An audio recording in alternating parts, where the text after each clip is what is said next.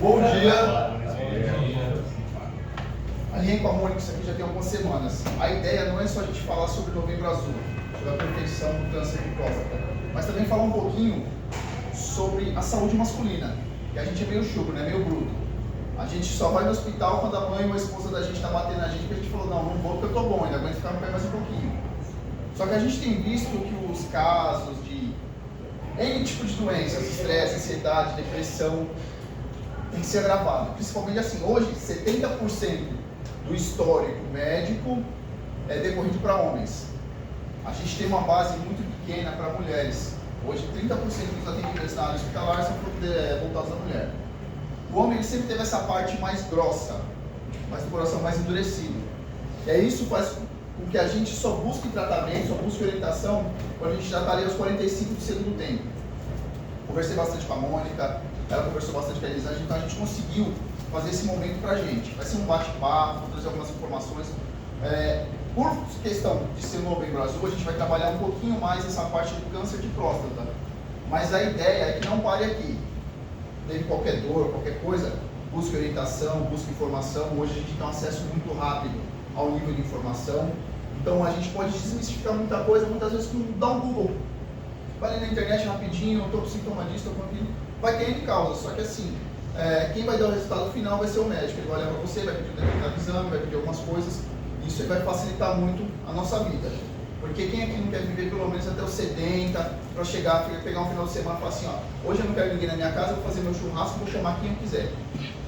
A gente está numa vida tão corrida que a gente não tem tempo de cuidar dos nossos e se cuidar. E aí tem um trecho bem interessante, eu achei uma frase bem forte, bem interessante. Cuidar também é coisa de homem. Então se a gente não se cuida, a gente vai cuidar da nossa família como? Como é que a gente vai cuidar de quem está próximo a gente? Então assim, são N fatores que a gente vai começar a entender que precisa mudar a nossa ideia. Eu montei algumas coisas aqui que eu acho que vai ser até bem interessante.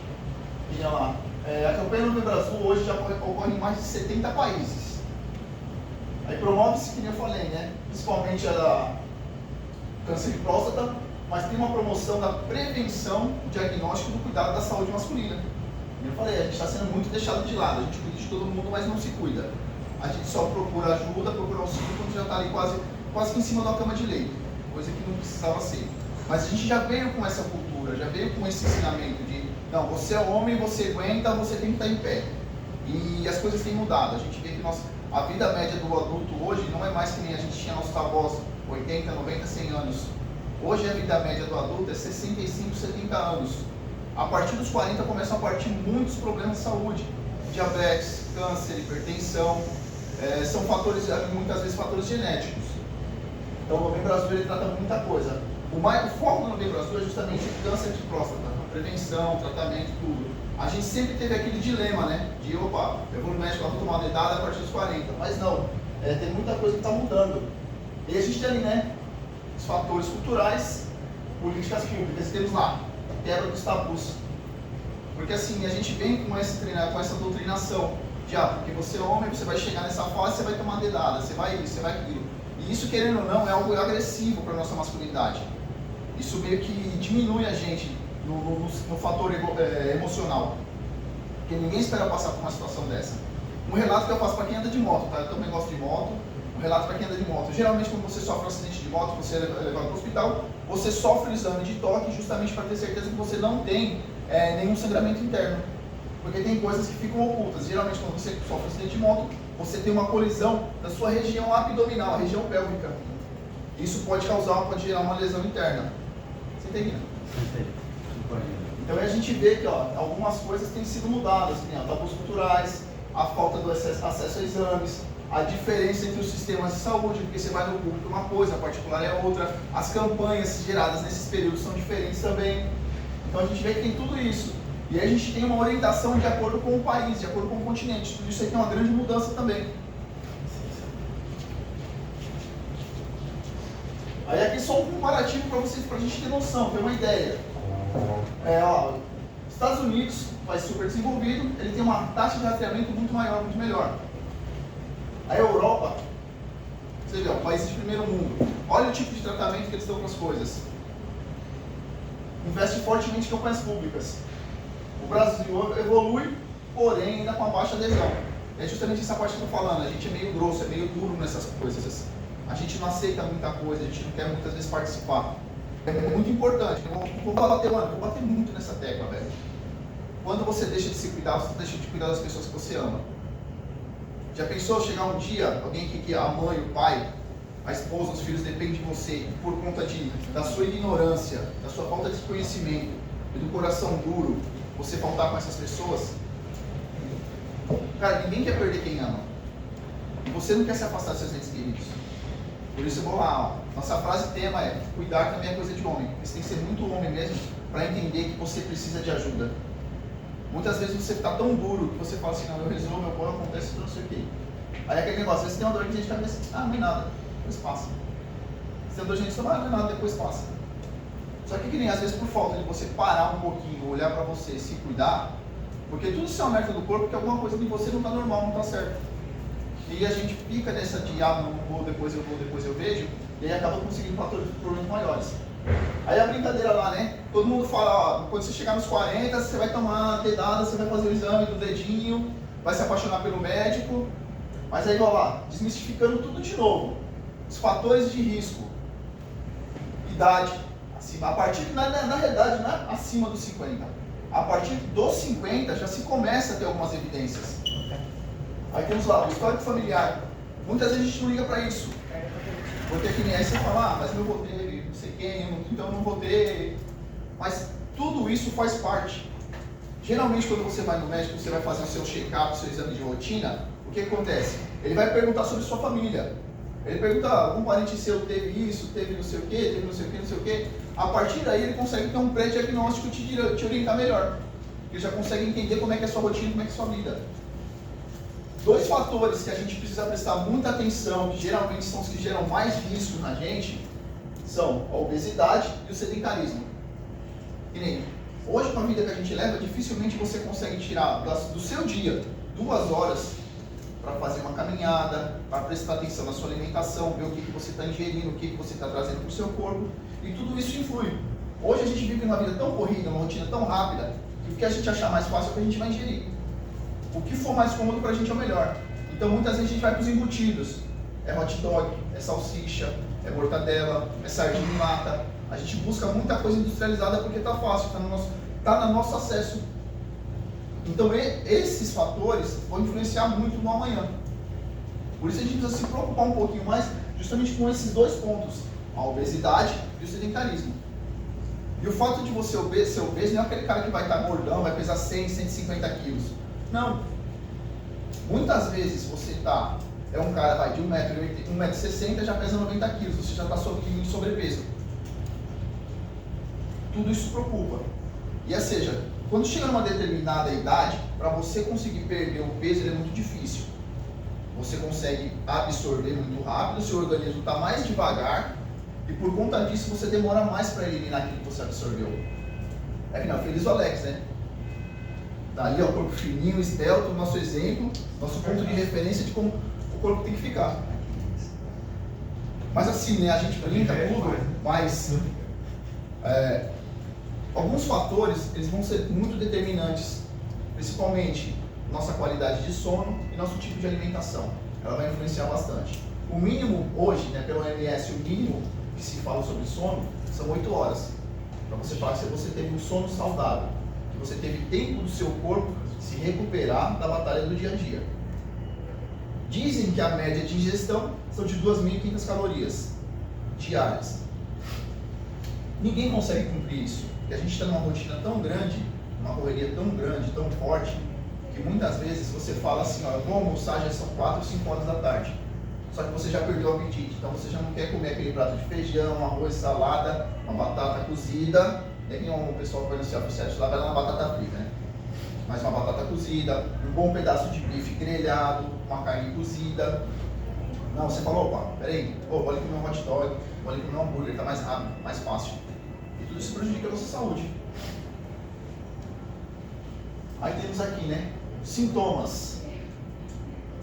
Poucos sabem diferenciar essas coisas, né? Muitas vezes a gente acha só que é uma infecção de urina. Mas temos lá dificuldade para urinar, dor pélvica, jato fraco, E aí a gente tem uma que preocupa bastante, que onde a gente começa a realmente dar atenção e começa a se preocupar e querer buscar um médico, auxílio médico, que é quando você começa a ver vestígio de sangue na urina. Isso é sinal de que aí sim, aí é onde você fala, opa, peraí, alguma coisa não está certa. Mas o corpo já deu sinais anteriores. A gente que não parou para ouvir. A todo momento o nosso corpo está falando alguma coisa. É que nem quando você está com fome, isso não dá aquela roncada. Quando você está com sono, você começa a abrir a boca, o olho fica pesado. Quando você está cansado, você quer escolher algum lugar para ficar quieto. Então, assim, são coisas que o corpo indica que você não está no seu 100%. A gente tem que se atentar aos pequenos gestos que o corpo nos dá. Olha lá, alguém já está cansado, tá vendo? Trabalha a semana inteira, fica puxado demais lá. Então a gente tem todos esses fatores. Aí uma coisa interessante, né? Temos lá, como diagnóstico precoce, PSA, que é um exame feito através do sangue, ele tem que ser feito anual, tá? É um exame que a gente faz anualmente, dentro do nosso check-up de rotina. É ideal que faça-se, não percam tempo, não se incomodem. Aí tem um limite lá, uma taxa que o médico considera razoável. Esse aqui eu vou falar um pouquinho, mas depois. E aí temos lá também, né? Avaliação urológica regular. A cada 3 meses, pelo menos, é bom você ter no check-up, fazer lá um exame de urina, que aí vai constatar se tem necessidade de uma indicação de alguma outra coisa. O exame de toque retal, tem muita gente que questiona bastante, né? Argumentar, não, faz até piadas com ele, faz muito meme, faz muito bullying.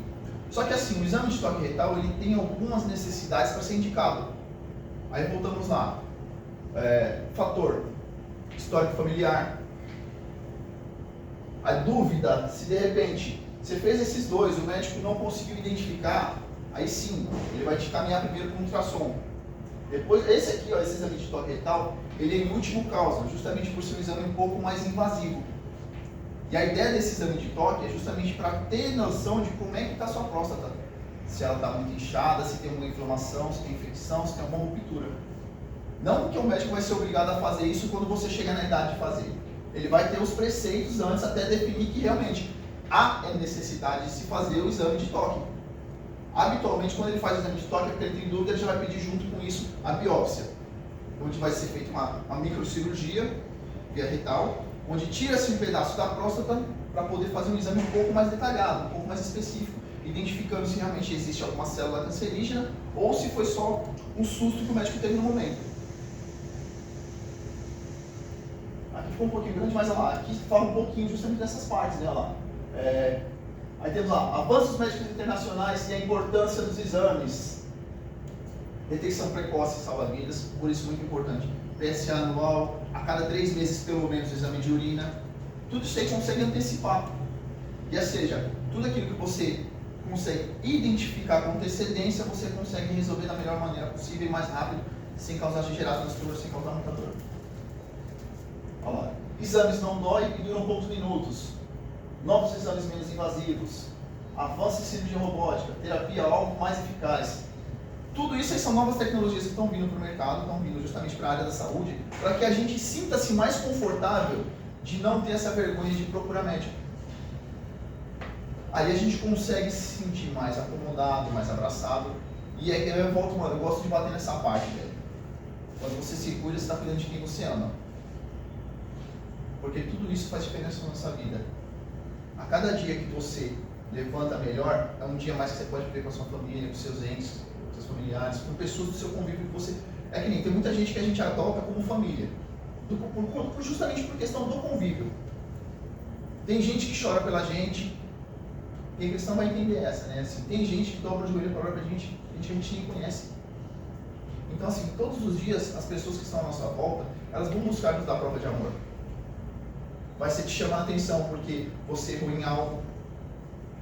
Vai ser te orientando para você melhorar naquilo que você já é bom. Então são fatores que a gente vai se familiarizando e vai agregando aquilo no nosso coração. Então quando a gente toma atitude e começa a entender essas coisas aqui, a gente passa a querer viver mais, a conviver mais com pessoas. É que nem o meu irmão tá ali, ele sabe, eu sou um cara bem duro, bem grosso. Geralmente eu costumo fazer tudo sozinho, eu costumo me isolar, costumo não conversar. Só que é que nem de alguns anos pra cá, Deus tem tratado a minha vida de uma forma que eu tenho gostado desses momentos. Porque isso aqui faz diferença. É que nem tem muitos amigos, hoje eu tenho alguns amigos que eu levo do trabalho pra vida. Que o Gabriel se tornou um pra mim, que pra mim é um irmão. Ele, miúdo. O Aguinaldo, com as chatices dele, é um cara que eu amo pra caramba. Então, assim, a gente, dentro desse convívio, pelo fato de a gente estar muito tempo junto, a gente acaba se tornando uma família. Família faz o quê? Um cuidar do outro, um se preocupar com o outro. Vamos ter nossas diferenças? Vamos, isso é totalmente normal. Porque se não tiver diferença, como é que a gente vai conseguir chegar no denominador comum? Como é que a gente vai ter um entendimento de que aquilo é o melhor a ser feito? É aqui uma planilha com alguns dados para a gente tentar entender mais ou menos como é que está a situação hoje. A gente sofre bastante, como eu falei, né? Nosso maior problema hoje é a informação. Nem todo mundo busca, mas a gente tem o Google. Aí tem lá, desinformação, medo do diagnóstico. Eu acho que, ao meu ver, a pior parte de todos é justamente isso aqui, ó. A falta de política pública, não só nos países de baixa renda, mas a falta de políticas públicas voltadas justamente para a saúde masculina. Porque quantas vezes por ano você vê passar alguma propaganda na televisão falando: não, ó, homem, você que está em depressão, você que está acima do peso, você que isso, que aquilo, ó, o governo está lançando um projeto, ó, procure um posto de saúde mais próximo da sua casa. Geralmente, quando se faz isso, é só por uma campanha específica. Não é porque estão preocupados com você. Quem se preocupa com você é quem está com você todos os dias. E a gente vê que o nível desses casos tem crescido bastante. Isso aqui é uma ficha que foi puxada de 2023 até agora, até 2025. Então a gente vê que são números bem estarrecedores. A região norte a gente fica um pouco menos preocupado porque é uma área menos populosa. Só que aí que nem você vem aqui, ó, região sudeste e região nordeste, que tem uma população muito alta. A gente, por ter acesso à cultura, informação, essas coisas, ainda estamos com um número muito assustador. Quase 80 mil casos por ano. Isso é uma coisa que preocupa muito. Porque o Nordeste em si, que é um lugar que não tem o mesmo acesso que a gente, não tem um número muito tão parecido. Aí você coloca a região sul, o pessoal tem o mesmo acesso que a gente, uma ainda mais informação, e não é tão, como é que eu posso falar? Não é um pessoal tão retraído, não tem tantos tabus. Então, o número consegue ser um número um pouco mais baixo. A gente, por ser, tá na região sudeste, tá melhor localizado, tanto que muita gente vem de fora fazer exames, tem São Paulo em si, né, tem o Hospital das Clínicas mesmo, tem-se como um hospital referência. Muita gente vem de fora do Brasil para fazer tratamento aqui em São Paulo. E a gente tem esse número, que assusta muito. Então, assim, a nossa ideia, através do trabalho aqui da Mega, desses projetos que a gente está tentando trazer a partir desse ano, é que a gente consiga se conscientizar e entender que a gente precisa voltar para casa todos os dias. Então, é que nem o Diego tem uma filha pequena, mano. Eu acho mó legal. Mano, vira e mexe ele tá ali, ó, ele faz uma videochamada, ô bebê, papá. Mano, ele fica todo bobão, mano, ele se derrete, é da hora, é muito bacana isso. Então, é assim, é uma coisa que ninguém vai poder roubar dele. Só ele mesmo pode perder se ele não fala assim: não, opa, eu tenho que me cuidar pela minha filha. Então, a gente tem esses fatores que tem pessoas que vão nos impulsionar, vão fazer com que a gente dê o nosso melhor para que a gente continue bem, para a gente dar o melhor para ela também. Eu tenho ouvido muito falar que assim, né, a gente está nessa vida não para ser feliz, mas para fazer o nosso próximo feliz. Aí pensa só a felicidade da sua mãe quando você chega em casa, da sua esposa, dos seus filhos. Tudo isso porque você começou a mudar a sua mentalidade. Você começou a quebrar tabus que nos foram implantados já na nossa infância. Na ideia de você é homem, você não pode chorar. Embora esse choro, isso não é coisa de homem. Só que nós fomos doutrinados a ser o alicerce da casa. Nós somos um arrimo. Então imagina só, se um dia você falta na sua casa. Imagina a falta da estrutura desabando. Então precisamos mudar essa mentalidade. Precisamos chegar no ponto que nós precisamos ser os primeiros a nos cuidar, até porque somos a referência. Quando você é referência, todo mundo olha para você, aponta para você e fala: você é o cara, você faz isso, você acontece.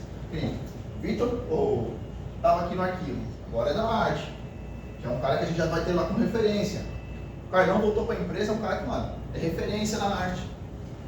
Alex, mano, pelo jeito, a simplicidade dele, para mim, é um cara que, para mim, hoje se tornou referência também. E a gente conversou bem pouco até hoje, né? Mas, mano, isso é uma referência para mim. Otávio, quando se afastou, fez falta.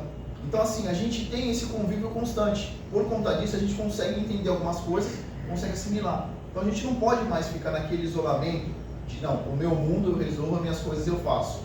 Aqui tem que ser um pelo outro.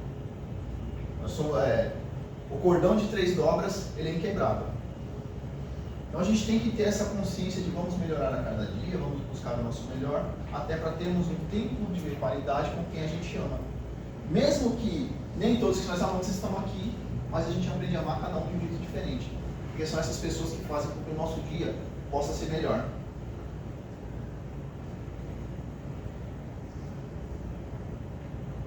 E aí, na fase final, uma coisa que muitas vezes a gente não se preocupa, né? Buscar apoio emocional ou espiritual. Porque isso é muito importante. Quando você chega nesse ponto aqui, que você começa a receber acolhimento de pessoas que você conhece, que você ama, que você tem essa orientação, que você busca tudo isso, você vê que toda dificuldade que você passa, ela torna-se muito mais leve, muito mais fácil de se aguentar. É bem bacana que, tipo assim, né? A Bíblia fala que é melhor que sejam dois do que um. Demorei muito tempo para entender isso. Mas assim, realmente é melhor que sejam dois. Um sozinho, muitas vezes você vai fraquejar, você vai se menosprezar, você vai se deteriorar, você vai se sentir pequeno, vai se sentir menor. Quando são dois, um está sempre incentivando o outro, um está sempre dando força para o outro. E isso faz com que a gente consiga chegar num lugar ainda mais longe do que a gente esperava ou imaginava. Então por isso que é sempre importante, você não tenha dúvida, não tenha medo. Se você tem intimidade com alguém, tem uma pessoa que você tem mais liberdade de conversa, busque apoio dessa pessoa, busque encorajamento através dela, mas não guarda para você. Eu falo bastante que assim, né? Boa parte dos fatores de doença que a gente sofre é justamente por conta disso, da gente guardar demais. E isso é normal, porque o homem, a gente foi ensinado dessa forma. Você é homem, você se vira, você resolve. Só que não pode ser mais dessa forma. Se a gente tem um problema a gente tem que compartilhar para ele se tornar menor. Muitas vezes a gente não enxerga a solução dele porque a gente quer resolver sozinho, na força do nosso próprio braço. Só que quando você está aliançado com amigos, com irmãos, com pessoas do seu convívio, pessoas que você ama, que você tem essa intimidade, parece que aquele problema fica pequeno, porque ela consegue te trazer uma solução, ela vai te dar uma outra visão daquilo ali. Isso vai fazer com que a gente chegue mais longe e tenha uma facilidade de resolução naquele ponto. E aí, para a gente matar aqui e fechar, né? Ensinando um propósito que une o mundo. Novembro Azul conecta o mundo em um mesmo objetivo: salvar vidas através da prevenção. Então, tudo isso que a gente tem montado, trazido, não é só para falar somente do Novembro Azul. A gente aproveitou essa brecha porque vimos essa necessidade. Mas dentro de tudo isso, a gente pode trabalhar em outras formas, outras maneiras. Tipo, mano, pessoa que você já viu no evento tem 5, 6 dias, tem meses, mandar uma mensagem de bom dia, porque ninguém sabe como é que está o outro, ninguém sabe como o outro levantou. É que nem às vezes a pessoa está aqui dentro, que nem aconteceu uns dias atrás, a pessoa está aqui dentro, acabou de chegar no velório, aí eu vou descarregar o meu maldinho em cima dela, ou minha manhã, porque eu peguei um trem cheio, peguei um ônibus lotado, minha mochila rasgou, minha marmita azedou, aí eu vou ser um cara grosso com aquela pessoa. Eu não sei como ela chegou aqui, eu não sei como é que está o dia dela. Então precisamos ter esse entendimento de que a partir do momento que a gente está aqui dentro, o fardo não é de um, é de todos. Até porque uma coisa que eu já percebi é que assim, quando acontece uma falha, todos são cobrados. Não vai ser só o Otávio que fez a ordem, não vai ser o Vitor que fez a arte, não vai ser o pessoal que liberou aqui no arquivo, não vai ser isso, vai ser todo mundo. Então a gente vê esse efeito dominó acontecer. A gente tem que se blindar. A melhor forma de se blindar é um dar a mão pro outro, tipo, até na hora do café da manhã, passou bom dia, uma brincadeira, aí mano, você tá bem? Você consegue ter essa percepção. Eu vou até compartilhar algo que aconteceu ontem. Ontem eu mal cheguei na igreja, meu pastor me chamou e falou, preciso que você vá na casa de um irmão porque aconteceu algo lá e ele está tentando se matar. Realmente, quando chegou a gente sentou para conversar, ele falou, aconteceram tais coisas, assim, assim, assado, e minha vida para mim não tem mais valor. Aí agora imagina se eu sou um cara insensível, não dou ouvido ao meu pastor, não me incomodo com uma pessoa que convive comigo basicamente todos os dias, e fala, não é da minha conta, não vou me envolver. Tem que chamar um médico, tem que chamar alguém, tem que chamar não sei quem. Então a gente precisa ter essa percepção de, se a pessoa não está bem, o que eu posso fazer para que o dia dela seja melhor? Às vezes só o fato de você chegar na pessoa, mano, bom dia, tudo bem? Vamos aqui tomar um café? vamos ali comer um pastel? Pô, você quer um docinho? Vou ali na parte pegar um negócio, você quer alguma coisa? Isso aí vocês não têm noção de como isso pode fazer diferença na vida de alguém. Uma coisa, um pensamento, uma reflexão que eu queria deixar para vocês aqui. Seja a luz que alguém está. Seja a luz na vida de alguém. Seja a luz que alguém está precisando. Muitas vezes a gente não consegue enxergar isso. Às vezes a gente se envolve numa escuridão tão grande que para a gente se levantar e continuar caminhando é difícil. Tem pessoas que vão entrar na nossa vida justamente para isso, para se tornarem luz e fazer com que a gente consiga manter-se em pé. A gente não pare, porque o propósito da nossa vida é muito maior. E uma coisa bem interessante, tem um momento da vida que o homem consegue se imortalizar. E é justamente quando você deixa um legado, quando você deixa, mesmo você não estando presente, as pessoas vão falar de você, as pessoas vão lembrar de você. É aquele negócio, muitas vezes você é ausente, vai ter uma pessoa que vai lembrar de você de uma forma e vai dar aquele sorrisinho de canto de boca. E vai se sentir feliz com aquilo. Seja essa pessoa na vida de alguém. Senhor, eu vou encerrar por aqui, senão a gente vai longe. Hoje o dia tem... Hoje, apesar de ser sexta, a gente não queria, mas a gente não pode estender muito, né? Então eu finalizo aqui e vou, mano, repetir essa frase, cara. Cuidar também é coisa de homem.